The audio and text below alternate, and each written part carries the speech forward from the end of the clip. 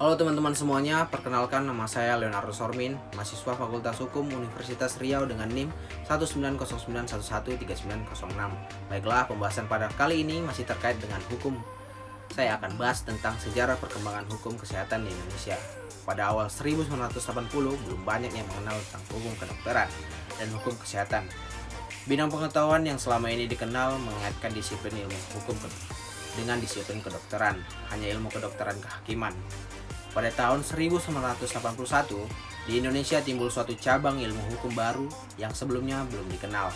Hal ini bermula sejak terjadinya peristiwa kasus Dr. Setianingrum di Pati, Jawa Tengah. Kasus ini menimbulkan banyak reaksi, baik dari kalangan profesi medis maupun kalangan dunia hukum, terkhususnya pula dari kalangan masyarakat.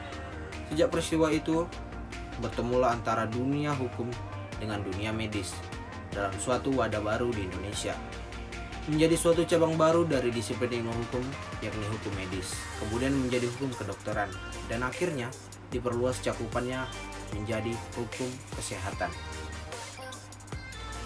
Sejarah perkembangan hukum kesehatan di Indonesia ini mulai diperkenalkan di Indonesia dengan terbentuknya kelompok studi penghantar hukum kesehatan untuk hukum kedokteran Universitas Indonesia pada tanggal 1 November 1982 di RSCM oleh beberapa dokter dan sarjana hukum yang mengikuti Kongres Sedunia Hukum Kedokteran di Gent, Belgia tahun 1982. Kelompok studi ini lalu membentuk Perhimpunan untuk Hukum Kedokteran Indonesia, yaitu Perhuki, pada tanggal 7 Juli 1983. Baiklah, itulah sejarah singkat tentang hukum kesehatan di Indonesia.